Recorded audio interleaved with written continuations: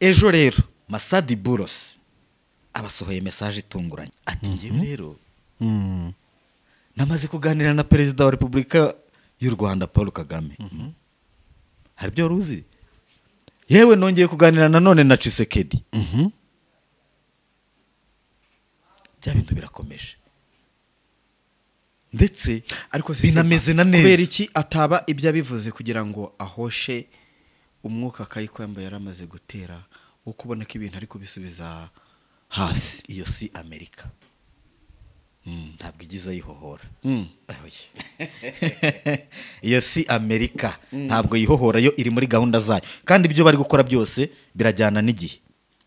Bivuze ngo u Rwanda na Kongo already bamaze kuganirizwa na Amerika ku buryo Amerika yamaze kubona ibiri mu masezerano iby'u Rwanda n'ibya Kongo. Akantu ushaka kugarukaho, ntabwo u Rwanda ruzi ibyo Kongo yasabye, nta nubwo Kongo izi ibyo u Rwanda rwasabye. Mbere yuko Therese na Olivier babibona, uzi icyo bisobanuye? Bisobanuye ngo Jean Patrick Olivier Nduhungire ministre w'ububanyi n'amahanga w'u Rwanda na Therese Wagner Kayikwamba ministre w'ububanyi n'amahanga wa Kongo bo ntacyo bagomba guhakana, no kugenda basinya gusa. Bazavuguruza abashebuja. Urashaka kunyumvisha utinya Kayikwamba wowe? Nago mutinya ahubwo arahubuka. Buratse ndagira ngo hereke Amerika, ndagira ngo hereke Amerika icyari cyo, ndagira ngo hereke ibintu uko biri kugenda. Bo nk'abaperezida bafite choice ebyiri zitagira iya gatatu. Iya mbere, muremera proposal uko ikozwe.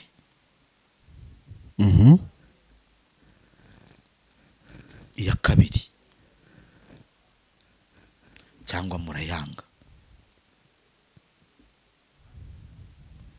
Kuyanga birashoboka. Niba yemera kuyanga birashoboka, it's okay. Niba yanga it's okay. Bivuze ngo ikibazo ndikiraza kuba kiri umuhuza, ikibazo kiraza kuba arabahuzwa. Ikintu cyitwa M23 nicyo kigize igisirikare cya leta gutya. Yego nibyo baravuga ngo bafashwa n'u Rwanda, Amerika ibyo nabyo ntibyirengagiza, sibyo? Nayo reka let's suppose ko iravuga ati ni M23 nubwo bavuga ngo inafatanya n'u Rwanda, ariko ibyo yakoze ngewe nka Amerika nibyo ndi kureba. Noneho rubaye ari u Rwanda rwiyiziye ruje gukubita Kongo, what can happen? rutishe mu mutaka wantuze Ebana isi yashya. Genda samuratsinze icyo ngukundiye uri umuntu mugabo, urugendo rwiza kandi urugendo ruhire.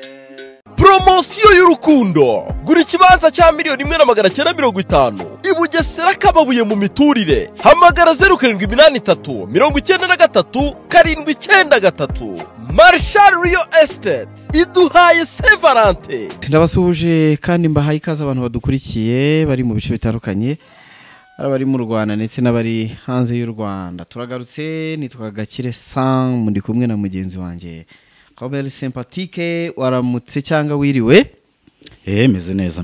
Umeze neza. Yego. Mbonye wambaye umweru. Itanivugaga riri mu mucyaro twayaga turirimba ngo bambaye ibyera we bambaye ibyera baraje. Turi guherekeza abageni sha. Abageni. Ndaduhuruye paka ku kiliziya. Cyari ibintu byari byiza. It used to be good. Habaga ari muki. Maze ibyuya n'ivumbi babaga bafite. Abageni bari kugenda mucaka. Radio Gasete hari umugabo uri inyuma ayihetse ku rutugu. Ariko wampa nk'aka video ka kera ka burabukwe. Aka video kiragiye se. Nta buryo bwabagaho. Ariko zirahari kuko hari ukuntu bafataga ku matepe yandi ya video. None umva ikintu kiya kimbabaza. Babibona bitewe n'umuntu. Ikintu kiya kimbabaza. Ninjye muntu, ninjye mwana muri famille njye mbaserereza. Ninjye wagiye ku bantu bose abantu bose barongoye b'abafamiliye n'injye bagendaga imbere. Kwa kundi bwa abana bagendaga. Utwaye indabo. Bibiliya indabo zabaga zitwaye umukobwa. Agakobwa gato. Yego. Wowe kuri hano agahungu hano aragakobwa. Noneho hari mwabitahiye. Ubwo se wowe njya mpamagara abakiriho. Ariko sinabuze nk'abantu nka 5. Ariko icyo gihe wumva ukuntu byari bikomeye. Yego. Ninjye muntu wari wagiraga inkweto ibi ndi kubivuga barabizi abafamiliye niba wari ufite udukweto ubwo ni ukuvuga ngo umubano wo muri famiye yego nari mfite udukweto na twa twindi twabaga dusa agashati kadoze Yego. n'agapantaro kako byamangase hari siko babyitaga baradodeshaga ibyo abantu bakuru babyo bitaga ngo amaruturusonge n'ibiki kudodesha za karabadini se mu gitambaro nibyo nyine mvuga bya bindi byo kudodesha noneho rero iyo myenda hari igihe nk'umwana yashakaga wenda nk'abantu bavugaga ati bagiye gushyingirwa wenda bari barabanye mbere umwana wabo wenda w'imfura niwe uri bubagendeho baza kubinyaka ngo ubitize nkarira wanga kubitiza yego nigeze ntiza umwana w'inshuti yanjye inkweto inkweto zawe ajya kuri defile muri pirimeri n'ibitaka yajya kubita ikirenge hasi ndavuga nti ntabwo byemera wowe ako kantu wari uri kureba uburyo we yikubitira ikirenge n'urukweto kuri rwawe pirimeri ukuntu bagendaga karasi yabo bari bayihisemo yego hari ukuntu niyo nyine iri buze twagendaga kugenda kuri defile hari ukuntu twagendaga tudefira yego wari umunsi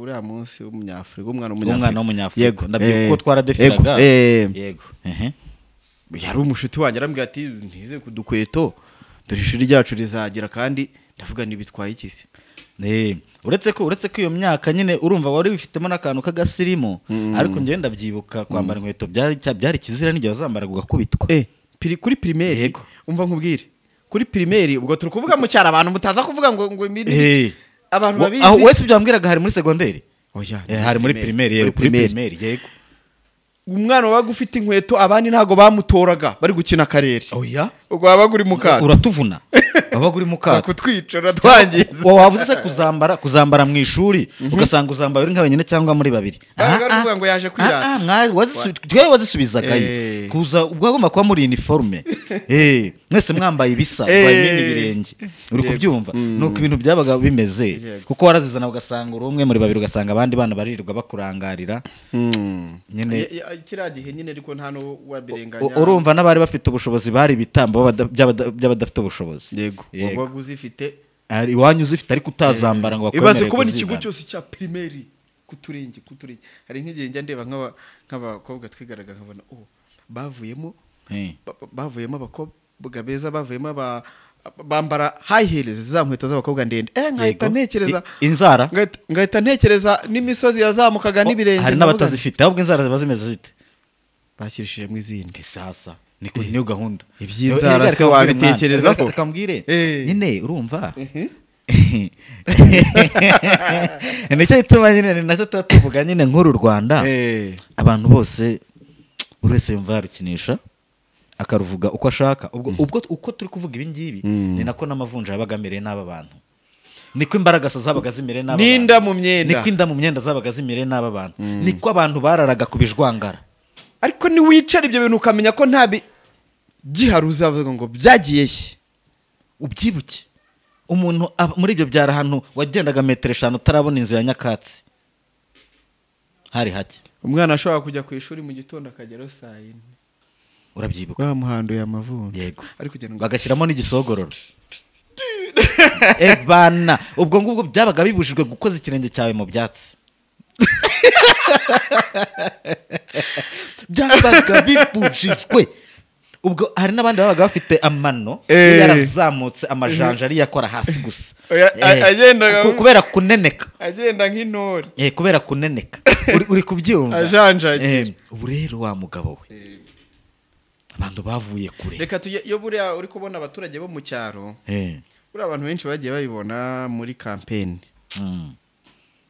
ukabona abaturage bari kuvuga His Excellency bamuhamya bari kumuvuga n'ibikorwa babonye baza aho bavuye bari kubivuga nsigaye buriya kano kana ka Fabrice kagahungu kanje yego niko kaba kavuga ati amatari wacu hose ku muhanda uva i Kigali ugera i Nyamasheke nta hantu ushobora kubona umwijima twakuze ari indoto kuko ngiyewe ndi umwe mu bantu bakoreye etude ku Gatadowa cyangwa kuri lampe ya petrol ndabizi cyane uretse ko kandi ubwo icyo gihe hari n'ukuntu ibintu bitari na nabi cyane umva se ariko wa muntu we ibyo bintu uri kubibara ko umwana yigaga icyo gihe yakoze tide muri ubwo buryo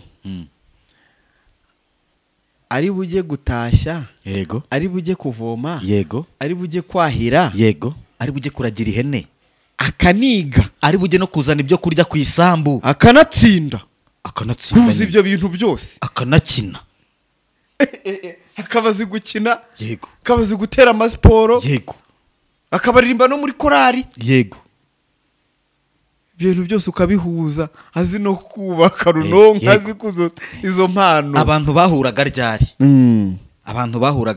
abantu bahuraga ku cyumweru ku kiliziya ku kibuga habaye nk'umupira hakinnye amasogiteri bura no gutereta mwana w'umukobwa ntago ubwo wamuteretaga mu byerekezo bijya iwabo ari gutaha ntabwo ari kumudeviye ibyo wita gutereta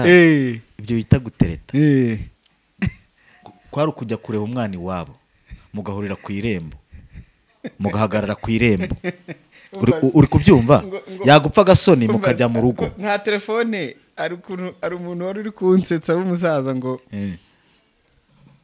kera habagaho sisiteme yo gutera akabuye mukaba mubiziranyeho ukaza kumva akabuye hejuru y'inzu akavuga ati ubwo niba ubwo ahagaze ku gashyamba none se ntiwandikaga ibaruwa uri mu Bugarama ukayoherereza umuntu uri Nyamasheke wihaye umuntu akagenda mu modoka ngo araza kuyita ahantu waruzi ikintu cyaba uvuze ibintu by'ibaruwa mpita nibuka twagiye kuganiriza muzehe Makanyaga Abdul yego atubwira ukuntu buri randirimbo ye bita Suzana ni true story yego Suzana yabaga igahini Rukara afite famiye ye ku Mumena Nyamirambo Suzana yajyaza akabonana na Makanyaga yego Makanyaga akamuherekeza n'amaguru kuva n'amaguru ikigaru ujya igahini yego ku Mumena ukagenda igahini n'amaguru yagera yakageraho bwije akaryama famiye za kera baragucumbikiraga bari bakiri bazima pano ubu ngubu umubyeyi akubonana n'umwana we akakwirukankaho n'intuza ati barabazi nyene barabazi bitavuga ati kirura n'umwana wanjye byahuye bugacya Suzana akamugarura ubwo ndi kuvuga abantu bazi burasirazuba akamugeza mu kabuga ka Musha bakagaburamo kabiri yamuvanaga igahini akamuzamukana muri video hose bagakomeza bakamanuka bakagera za Fawe bakamanuka bagera kuri Muhazi bakazamuka za Mount Kayonza bakazamuka bakagera Kayonza mu mujyi bagakomeza Rwamagana bakarenga Rwamagana bakaza mu kabuga ka Musha yego hari hafi kabuga iyo ni true story Makanyaga yanyibwire nagiye kumuganiriza bagera mu kabuga ka Musha yego umwe bagasezeranaho bakagenda ubwo urukundo rwari rwose niyo mpamvu kera bavugaga ngo ifuni bagara ubucuti na karenge niyo mpamvu ubu ngubu ifuni bagara ubucuti yabaye telefone ni WhatsApp urumva none ukuntu byaje kugenda kwa Suzana barimutse hano ubwo bimukiye ngo bagiye muri Tanzania menya umuryango we barimutse Makanyaga urumva ukuntu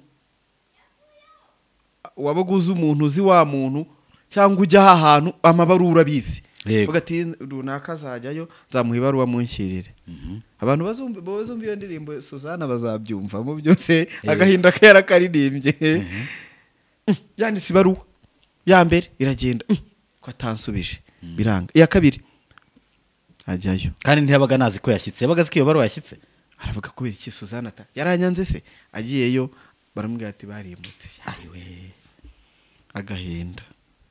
agahinda nibwo yahise avuga ngo bazabyumva na Suzana uryishavu nawe ryica maze kubibona abantu bajye kukumva sha abantu badukurikiye bajye kukumva reka duhite kwiyambukira tuba tubanje kuganira ku byahise ni byiza cyane ko tuzajya dukora record cyangwa se tubajyane mu bihe bya kera tuvuga ukuntu ibintu byari bimeze cyane cyane ko hari ibyo natwe twabayemo nubwo turi kubivuga gutya ariko hari ibihe byatubanjirije byo byari biri byari bikomeye cyane ariko natwe mwibuke ko generasiyo z'abantu babayeho cyangwa bize nyuma ya jenoside yakorewe abatutsi bigiye muri kondisiyo mbi igihugu cyarasenyutse igihugu gifite ibintu byinshi kiri kubaka amakayete yaraza mu ntebe ku ishuri urabibuka muri pipitre etide ngo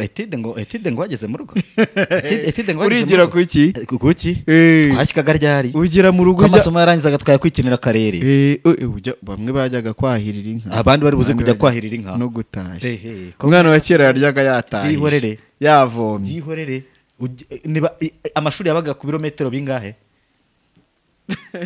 ko wagombaga kujya ku ishuri uvuye kuvoma dukomeze ni birebire ubwo si ibyo uri kubivuga ko abantu bo ku nkombo hariya nta bwato bwahambukaga bogaga habe na bumwe yafataga imyenda akayishyira mu gashasha koga yagera hakurya akayambara kandi urebye hariya ubwato buhagiye ejo bundi turi hariya ubusanzwe bwo kuvugama buhambuka iminota 30 ubwa moteri nibwo bushobora gukoresha nk'icumi cyangwa 5 njya nibuka umuhengeri udusanga mu Kivu turi ku nkombo amazi akatwinjirana mu bwato nkombo mu kirwasha amazi atwinjirana mu bwato saa 2 z'ijoro tuvuye gukina football sha yego ngayo nguko reka twigende hari 2009 2010 mu mwaka umwe hagati ya 2009 na 2010 yego hagati aho ngaho yego sympathike rero reka tugende ubwo twari turi kubanza kwiganira kuri ibyo ngibyo ariko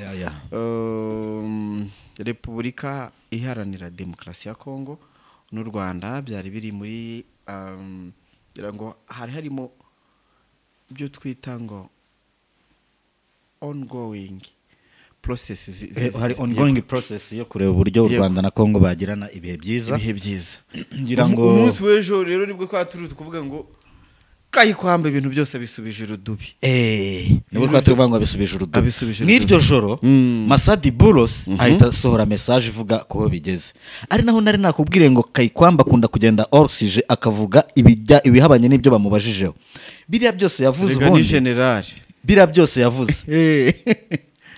yavuze yari abivuze bamubajije kuri M23 n'ibiganiro bya Doha biri ubundi yavuze si byo yari gombaga kuvuga biri yagombaga kubivuga ari uko Masadi Bulos asohoye noneho hagati y'u Rwanda na Kongo noneho urabyumva hagati y'u Rwanda na Kongo ubundi niho yagomba kugira icyo avuga ari cyatangaje nta kintu yatangaje ahubwo Masadi Bulos yavuze ko ubundi ku itariki 25 basinye declaration de principe hari rero nta masezerano yari arimo hari bari bemeranyijwe ko hari ibyo buri ruhande rushobora kugaragaza ko hari ukwemeranywa ko hari ibyo buri ruhande rushobora kugaragaza n'urundi rukagira ibyo rugaragaza bombi bemeranywa kuri icyo kintu nuvuga ngo amasezerano ariko yagombaga kuba buretse nta masezerano yasinywe cyagenda byagira ngo ni declaration de principe ko ari uko buri ruhande rwari rugiye gushyiraho amahame n'urundi rugashyiramo amahame barangiza bakazabidepoza ku muhuza ari we Leta Zunze Ubumwe za Amerika byagombaga kuba ku itariki 2 z'uku kwezi kwa gatanu abantu bibuke sempo turi gusobanura abantu rimwe na rimwe hari igihe bahuza ayo masezerano cyangwa se ibya Doha n'ibya Washington yego bagashaka kumva ko ibyo bitandukanye n'ibya M23 ibyo ndi kuvuga biratandukanye yego ngiye ibyo ndi kwivugira ni ibya Washington si ibya Doha turimo tuvuga hagati y'u Rwanda na Kongo mu kugarura umwuka mwiza yego bagombaga gutanga draft u Rwanda rugatanga draft donc iyo draft y'u Rwanda ni ibyo u Rwanda rwemera kubijyanye n'amahoro no kuba rwizeye umutekano warwo rugafunga ibaruwa rukayishyikiriza Amerika Kongo nayo ikabigenza ityo ikabishyikiriza Amerika nuko byagenze ariko ibyo byose bikubiye no gushaka amahoro ariko ni muri yanzira ariko biri mu nzira nabwo y'iterambere reka Yego. mbitware gutyo. yego kuko ni ukugarura umwuka mwiza hagati y'u Rwanda na Kongo n'ibitagenda bikagenda neza none u Rwanda na Kongo bikongera bikanasubukura umubano bikabana yego turi kumwe ibyo byose byarabaye bimaze kuba u Rwanda rutanga iyo draft na Kongo itanga iyo draft bishyikirizwa Amerika. Masadi Buros aranagaruka arabashimira anatangaza ko u Rwanda rwatanze draft na Kongo igatanga draft ko igisigaye uko Amerika igenda ikazifungura ikarebamo ikagira ikikora. Ejo rero Masadi Buros abasohoye message itunguranye ati ngewe rero namaze kuganira na perezida wa Repubulika y'u Rwanda Paul Kagame. Hari byo ruzi yewe nongeye kuganira nanone na Tshisekedi. Bya bintu birakomeje ndetse ariko binameze na neza. Kubera iki ataba ibyo abivuze kugira ngo ahoshe umwuka Kayikwamba yaramaze gutera wo kubona ko ibintu ari kubisubiza hasi. Iyo si Amerika ntabwo igize yihohora. Iyo si Amerika ntabwo yihohora yo iri muri gahunda zayo kandi ibyo bari gukora byose birajyana n'igihe. Bivuze ngo u Rwanda na Kongo already bamaze kuganirizwa na Amerika ku buryo Amerika yamaze kubona ibiri mu masezerano iby'u Rwanda n'ibya Kongo. Akantu ushaka kugarukaho ntabwo u Rwanda ruzi ibyo Kongo yasabye nta nubwo Kongo izi ibyo u Rwanda rwasabye kuko u Rwanda rwarateguye Amerika iri ku reviewinga ibya buri ruhande. Yego igenda inyuzamwo amaso ireba ivuga ati turabihuza gute. Yego hari ibyo u Rwanda rugira ikibazo hari n'ibyo M23 hari ibyo Kongo igira ikibazo hari n'ibyo u Rwanda rugira ikibazo. Ukuyemo M23 hariya nta irimo. Yego bivuze iki rero ejo Masadi Buros avuga ngo yavuganye na perezida Paul Kagame ndetse na Tshisekedi ibintu bimeze neza. Ni nkaho buri yarashatse gutangaza ngo inyuma yuko u Rwanda rutanze draft y'ibyifuzo byarwo Kongo igatanga draft y'ibyifuzo byayo twebwe Amerika kuko izo draft zatanzwe hagati ya tariki 2 na tariki 4 none turi ku itariki 16. Yego 16. Urumva Amerika igiye kubimarana ibyumweru 2 byigaho ibikoraho kandi muri iki cyumweru tugiye gutangira ejo bundi nduhungire na Kayikwamba barahurira Washington DC muri Amerika. Turi kumwe ubwo rero bisobanuye iki? Ngiye bise binyereka ko nta nubwo u Rwanda na Kongo bazatungurwa na reaction za Amerika kuri drafts bombe batanze. No kuvuga ngo ibyo bintu byose Amerika ni izabihuza itange nuko nyine umurongo. Yego ariko urabona ko yabanje no guhamagara babakuru ibihugu babanje kubabwira ati rero dukurikije ibyo mwe mwaduhaye nibyo namwe mwaduhaye uri kubyumva ubu none kugeza uyu munota nka Amerika turi kubibona dutyo buriya nicyo cyabaye kuba Masadi Buros yagiranye ibiganiro na perezida Paul Kagame na Tshisekedi yababwiye bati inyuma ya draft yanyu Kongo inyuma ya draft yanyu nk'u Rwanda natwe Amerika twamaze kuyinyuzamwo amaso kugeza uyu munota ibintu bihagaze bityo nuko turi kubibona nubwo hari ibyo tukiri kunoza nubwo butumwa ubundi yabahaye ibyo urukumva aho procedure igeze. Ariko ngiye mbona ku cyanjye giti mbona Amerika yara ikitegereje no kubinyuza muri process ariko ikizakorwa iragifite. Umva sabwo mbanza nkubwira akantu ukwiye kwibaza ukanagatindaho.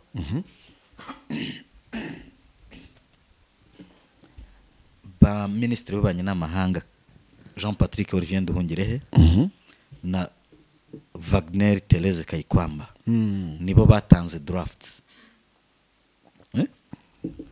ariko nyuma yuko draft zizweho zirebwemo na Amerika sibo bahamagawe bwa mbere. Nicyo ukwiye gutindaho hahamagawe bashebuja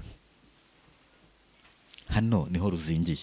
None nta n'ahandi nkuko turi kubisesenguraho gutya abantu bose uraza kumva baraza kubivuga batangaho amakuru babirangiza gutyo gusa ariko ntabwo bazi impamvu Masadi Bulos yahuye na Kagame na Tshisekedi ndetse akanabitangaza ariko akabitangaza twari tuzi ko hazabanza guhura Kayikwamba na Olivier Nduhungirehe ahubwo Perezida Paul Kagame na Tshisekedi bakazahura nyuma sicyo bivuze ibizavamo byabanje kwerekwa abakuru b'ibihugu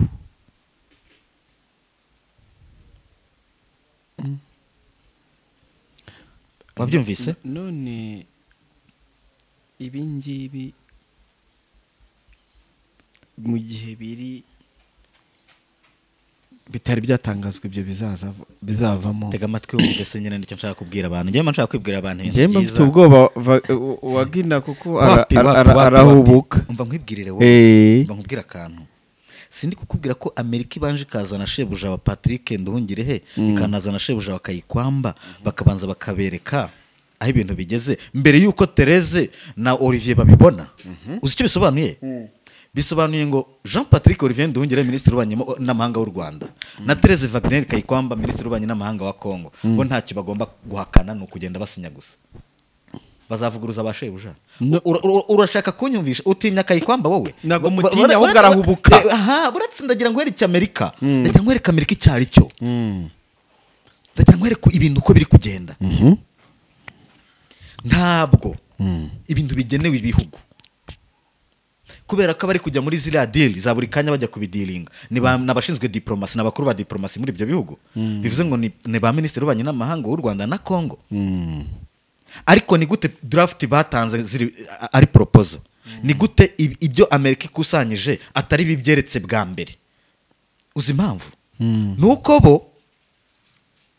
ibyo bari kwerekwa nonaha ni ibyo Amerika yahuje bikuye mu byo Kongo yavuze n'ibyo u Rwanda rwavuze bisobanuye ngo bashobora kubyereka bari abaminisitiri bombi ugasanga Nduhungire yaravuze ngo no si bitwebwe twashakaga kwemeza babyereka Therese Kayikwamba bati reka ibi mu bidohereza y'umutonzi turavaho yafashe ibise twebwe twize tubibabwira none se urabona noneho ugasanga babyeretse bari abaminisitiri b'ububanyi n'amahanga byateza impaka izo niziveho ntazikenewe barabyereka ba perezida Tshisekedi na Paul Kagame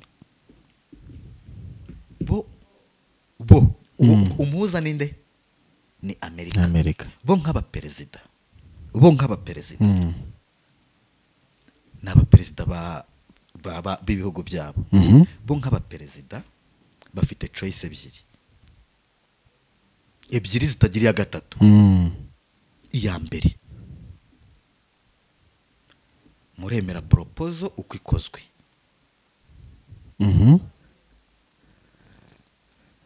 iya kabiri cyangwa murayanga kuyanga birashoboka niba yemera kuyanga birashoboka it's okay niba yanga it's okay bivuze ngo ikibazo ndikiraza kuba kiri umuhuza ikibazo kiraza kuba arabahuzwa okay biraza kurangira noneho Amerika yicaye none se buretse mbwire biraza kurangira noneho Amerika yicaye yandike draft isabe Kongo n'u Rwanda kubyanzura ityo none se ubu wari ubizi neza ko Amerika nubwo ibifite uwo mwanya wo kuba yabahamagara ikavuga ngo turi kubahuza twabahe draft bazi reviewing banyuzemo amaso barebe urabizi neza ko ntekereza ko ibi bintu Amerika iba yarabishushanyije mbere umva mbwira akantu yari umushinga iba yarakoze nta kibazo reka mbwira akantu noneho bikaba bigiye kugenda uko babitekereje mbere reka mbwira akantu banza ufate ko Amerika ntabwo iri guhendahenda nimba itari guhendahenda rero ibi bintu yabyinjiyemo yamaze kubishushanya ewana kandi ni ukuvuga ngo habayeho no kuyihamagarira ese mbajya ukuntu mbibona aya masezerano ni ukuvuga ngo Amerika kugira ngo yinjire muri ibi bintu nimba kuko Amerika itajya yinginga ifite umurongo wayo yazanyemo ariko nanone ni umurongo w'ibintu bizayiha inyungu kandi ari cyo gituma ihari kubera ihari business for business. Yes, ibi byose iri kubikora kugira ngo izabashe gukorana business na Kongo mu mahoro, nta kindi. Ariko nanone none u Rwanda ruri gukora mu iki? U Rwanda ruri gukora mu iki? u Rwanda ruri gukora mu iki? Ruri gukora mu iki se ko ari u Rwanda? Ahubwo ko ari ikintu u Rwanda rujya ruhezwamo se. Nimba Amerika iri gushaka gukorana na business na Kongo, ntishobora kunguka nk'uko ibyiteze idakorana n'u Rwanda. Amerika yego birayisaba ko muri uko gukorana na Kongo birayisaba ko hari uburyo bumwe cyangwa ubundi izajya ikenera mu Rwanda mu itegeko. Kandi baranabwiye Kongo bate ahubwo barutubwiye tuzo kurwana nabo cyangwa kukurwanyiriza, ahubwo nimuvugane neza kuko turabona gukorana bizaba ari ku mpande zombi. Rwanda muri nese baguye ko Kongo ijya gupropose Amerika ngo bakorane. Ugira ngo Kongo yari izi ko Amerika mu byizagaruramo hazaza mu Rwanda kandi mu buryo buri positive. Nubwo yari kubishaka. Ahubwo yiza no kumenya ko Amerika izagira n'akayihayo ko gutekereza iki kintu. Ntiyari no kugenda isanga. Ahubwo no kuvuga ngo mu byo Amerika yasubije Kongo yarabwiye ati turabyumvishe ibyo mukeneye. Ariko kugira bikunde inzira niyi. Erega reka nkubwire. U Rwanda icya mbere rufite umutekano. Icya kabiri rufite imihanda. Icya gatatu Rwanda Air, agence y'indege z'u Rwanda irakora kandi neza. Icya kane u Rwanda rufite inganda zongerera agaciro amabuye y'agaciro setu. Ibyo byonyine Amerika bita bitegeka gukorana n'u Rwanda mu gihe muri deal n'amabuye y'agaciro na Kongo. Kuko ntabwo amabuye y'agaciro Amerika izacukura muri Kongo azajya agenda n'imodoka kugera muri Amerika. Hazakenera indege. U Rwanda rufite Rwandair. Urakoze. Ntabwo amabuye y'agaciro ya Amerika yaba agiye kugenda muri Rwandair ashobora kugenda ngo agere i Kanombe adaciye ku butaka. U Rwanda rufite imihanda, turi kumwe. N'ahantu hake abantu benshi bashobora kumenya ko habera business y'amabuye y'agaciro mu mihanda, abantu bakananirwa gutega no gushaka gukora ubujura. Ariko Amerika yizeye u Rwanda kubera umutekano. Icyanyuma Amerika ntabwo izajya itwara aya mabuye y'agaciro avuye muri Kongo mu dufuka twuzuye itaka. Azajya abanza yongererwa agaciro. Izo nganda ziri mu Rwanda. Biroroshye rero. Okay, niba tuze dutorane rero. Nshuti yanjye. Ntabwo ari ugutuza ngo duturane gusa. Ni ugutuza tugaturana tukanakorana. Narengeze ngo ujye kuvuga ngo tura tugabane. Ibyo ntabwo ari byo mvuze. Tukanakorana. No gukorana. Yego. Narengeze ngo ni tura tugabane. Oya. Noneho rero ibi byose bikagusha kuki? Bikagusha ko buriya Amerika yahisemo icyoroshye.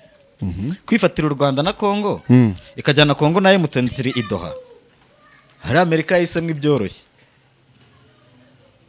Akose kuri ibi byose hari igikomeye kuri Amerika. Igikomeye ni iki? Ntacyo. Ahubwo nge ndi kwigendera ku bijyanye no kunga. Yo Amerika iza gufata ngo yunge M23 na Kongo, ntibyari kuba feya. Ntiyari no kurarama. Ntiyari no kubyemera. Wabuze impamvu ubundi ibiganiro bya Kongo na M23 byagiye Doha ntibijye muri Amerika? Oya, Qatar ariko turabizi ko ari n'umwana wa Amerika. Ariko buriya ntibihagije. Ariko buriya ntibihagije. Nuko Kongo ubwayo yagiye kwisabira Amerika kuza gukorana. Kandi yagiye kubikora kubera ko ngo yabujijwe umutekano na M23. Ibi biraza abantu baraza gusobanukirwa neza impamvu Nairobi process, Rwanda process, yego, zose zitabashije kugera kuri ibyo ngibyo. Ubwo urumva iyo Kongo Amerika izavuga ngo mwebwe na M23 nimuze muri Amerika, kandi Kongo ariyo ubwayo yisabiye Amerika kuza ngo bakorane, kandi Amerika ize kwirwanyiriza M23. Ntabwo Amerika yari kurarama. Amerika yari kumva uruhande rumwe rwa Kongo kuko ari Kongo yayisabye nyine gukorana. Amerika rero gufata Kongo ikajugunya na M23 bose ikabohereza hehe i Doha muri Qatar, ahubwo ikifatira u Rwanda na Kongo. Nuko bari abakongomani bose bari Qatar muri Doha, bo kubafatiraho bari kubakorera joint statement bahuriyeho biroroshye cyane. Urumva, kubera ko impamvu nkubwira ngo biroroshye cyane, ni ukubera yuko u Rwanda na Kongo ubo ubwabo ntabwo bari mu ntambara. Nk'u Rwanda na Kongo ntibari mu ntambara, ariko Kongo Kinshasa na M23 bari mu ntambara. Ariko kuba bose ari abakongomani, bariya biroroshye no kubafatira umwanzuro, kuko ubu bufatiye umuntu umwe, ubu bufatiye abakongomani gusa, ubu bufatiye abakongomani mbigusubiriremo. Ari nayo mpamvu byoroshye bo nibananirwa kwiyumvikanira, uruhande ruri kubahuza ruzakora statement bahuriyeho, kubera ko ari igihugu n'abantu bamwe bo mu gihugu kimwe. Ariko nk'ibihugu bibiri, ibihugu bibiri nanabigusubiriremo, biriya bya Doha bihuje M23 na leta ya Kinshasa byitwa conflict. Ni conflict, yego. Ariko nta conflict ishobora kubaho hagati y'u Rwanda na Kongo, kandi ariyo gusa ahubwo. No, it's no longer conflict. It's a war. It's a war. ariko amakimbirane abyara intambara. Ndikubwira nyine hagati y'u Rwanda na Kongo ntabwo ibyo bya conflict byaba. Conflict izaba hagati y'abavandimwe y'abantu bari aho ngaho biraho. Ariko ibi by'igihugu ku gihugu byo byavamo war, intambara. Ntureba mbiguhereze neza, ntureba ibi bintu bajya bita intambara ngo yabaye hagati ya M23 na leta ya Kongo. Yo, iriya ni imiyaga. Buriya byiswe ko ari u Rwanda na Kongo biri kurwana, mwabona inkuba. Ndakubwiye ngo mwabona inkuba. Biriya M23 na leta ya Kongo kurabonye barwana, biriya mwabonye ni imiyaga. Ni nabyo Amerika ireba ikabiviza ikabireba imbere, kavuga iti M23 nigize leta ya Kongo gutya. Akuziko nta munsi no mu Rwanda rurarasana. Nta makuru ufite se? Reka nkubwire. Buriya kuri Amerika, cyangwa ukinisha Amerika wowe. Buriya kuri Amerika yicaye kavuga ngo ikintu cyitwa M23 nicyo kigize igisirikare cya leta gutya. Yego nibyo baravuga ngo bafashwa n'u Rwanda. Amerika ibyo nabyo ntibyirengagiza, sibyo? Nayo reka let's suppose ko iravuga ati ni M23 nubwo bavuga ngo inafatanya n'u Rwanda, ariko ibyo yakoze njyewe nka Amerika nibyo ndi kureba. Noneho rubaye ari u Rwanda rwiyiziye ruje gukubita Kongo, what can happen? Rutishe mu mutaka wantuze ebana isi yashya. None se niyo mpamvu bafashe M23 bagufatira na bariya ba leta ya Kongo, babajyana i Doha. Bo nibananirwa kwiyumvikanira, Amerika izakemura ikibazo. Arakantu uvuze nakibagirwa.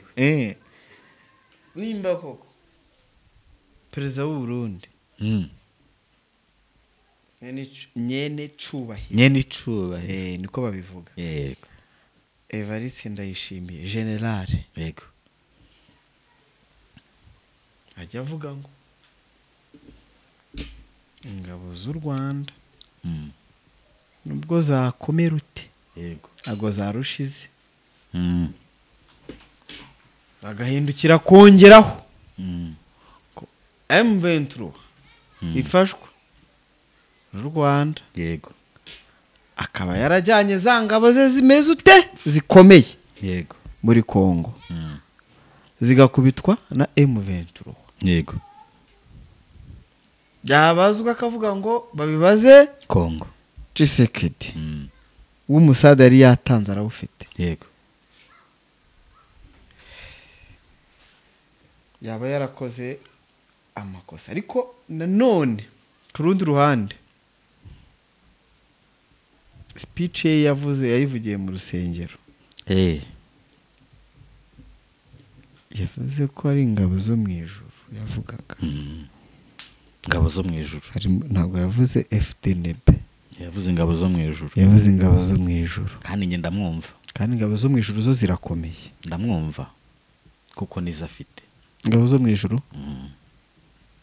ariko abaye azifite nubwo zitagaragara, abaye azifite nkubwire nizo afite kuko izo mu mubiri zaturutse igoma zikubitwa ntacyo zamufasha. bivuze ngo kugeza uyu munota kuba ariho izo afite n'izo mu ijuru, ingabo zo mu ijuru. naho izo mu mubiri ze yubatse zo nta nubwo yazirebeye ku ntambara ku gihugu cye, yazirebeye aho yazohereje muri Kongo. yarahebye mugabo, uvuga ngo nta muntu uratera Uburundi nose Burundi ize nazo zirakomeye. Aze nizirwana zirarwana, zirwana nande rero. nose Red Tabara ntirwanya ubutegetsi bw'Ibujumbura. ese bakubwiye ko Red Tabara ibaho? none Red Tabara ni nduhoro yivuga, si uyivuga nawe harya nayo ajya avuga ngo ifashwa n'u Rwanda. wari wayibona he Red Tabara ko ntabwo turayibona. wari wayumva he? nawe ubwe arayivuga ntayizi. Red Tabara ni bande? abantu b'abarundi mujye muri komanteri mudusobanurire ibya Red Tabara. ntabwo uzi ko we ugitekereza ngo ikintu cya Red Tabara kibaho? wapi? oya ahubwo we mu kubigira. kandi hari ikintu ngira ngo uzajye ugisobanukirwa. wari uzi ko leta ijya yiremera imitwe yirwanya?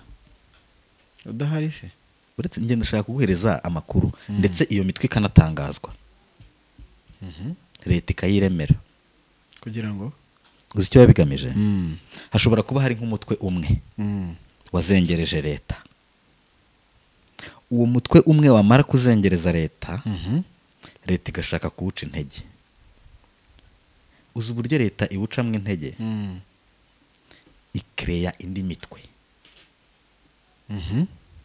yamara gukereya indi mitwe, noneho leta ikazana igitekerezo gishya cyo guhuriza hamwe imitwe yose itavuga rumwe na leta. noneho iyo mitwe yose itavuga rumwe na leta hakabaho inama yihuje, bakajya inama yo kureba uburyo bayisenya, ahubwo amahoro akagaruka bafatanyije. haba hagiye gusenya wa wundi umwe. wa wundi umwe niwe uba ugiye gusenywa. iyindi yose aba ari udukingirizo twa leta. buriya ni nabyo wegeze unabizanaho, uzanaho ikintu cyitwa ibiganiro bya Nairobi. uzi ibiganiro bya Nairobi si cyo byari bigamije? byari bikuriwe na Uhuru Kenyatta, former president wa Kenya. byari ibiganiro bigomba guhuza guverinoma ya Kongo. nabyo ndagira ngo ubisobanukirwe, nabyo ngiye kubiguha neza. byari ibiganiro bigamije guhuriza hamwe guverinoma ya Kongo n'imitwe yose yirwanya. nibyo bya Nairobi.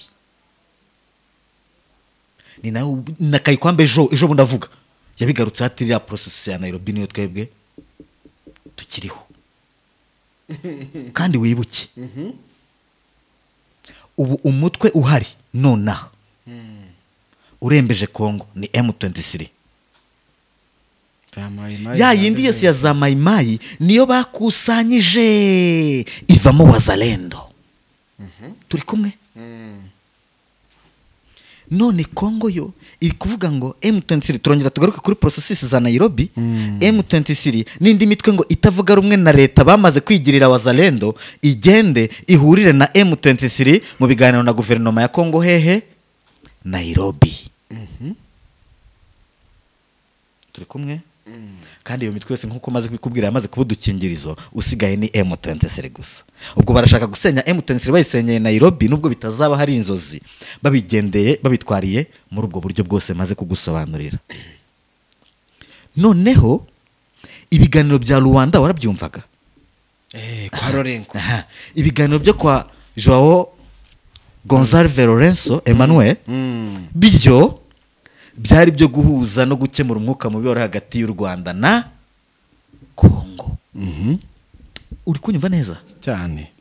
ubu ngubu uzi urwego bya bintu bigezeho. Kongo yafashe ya mitwe yose iyigirira wazalendo igira ngo isi ntibona, ariko iguma kuri processus ya Nairobi yo gukomeza kuganira n'imitwe yirwanya, kandi iyindi yose yarayishenye, hasigaye M23 gusa. Birangiye abajya uburayi buhita ko buraza burabogama bujya ku ruhande rumwe rwa Kongo bunafatira u Rwanda ibihano. Qatar na Amerika bamaze kuza, bo bahise bavumbura ko Kongo nta yindi mitwe yitwaje intwaro igihari yayishenyeye muri wazalendo, ku mutwe usigaye ari M23. Kandi bagerageza kumvisha Tshisekedi ko akwiye kuganira nabo. Tshisekedi agira gutya barabyemeye. Akimara kubyemera, bya biganiro bya Nairobi byagombaga guhuza leta ya Kongo n'imitwe iyirwanya, Qatar yahise bifata, kandi ihita kifata ya guverinoma ya Kongo n'umutwe umwe gusa usigaye wa M23. Bya biganiro bya Rwanda byananiranye kubera ukuntu Kongo yajyaga ihora bikerensa, kugeza ku itariki 15 z'ukwezi kwa 12 umwaka ushize Perezida Paul Kagame yanze kubyitabira bitewe nuko ba minisitiri b'ububanyi n'amahanga uwa Kongo yanze gusinya amasezerano ku byo bagiranye na Olivier Nduhungire. Perezida Paul Kagame na Tshisekedi bagomba kujya guhura bagiye gusinya ibyo ba minisitiri b'ububanyi n'amahanga bemeje. Kongo iragorana, ba minisitiri ntibasinya. Ubwo se ba perezida bari kuba bagiye gusinya iki? Kwitwa gusa ngo yagezeyo nibyo ujya wumva bahora bagarukaho. Perezida Paul Kagame yanga kujyayo. Bya biganiro bya Rwanda byagombaga guhuza Tshisekedi na Kagame bikagenda bifeiringa gutyo. Ibyo nabyo Amerika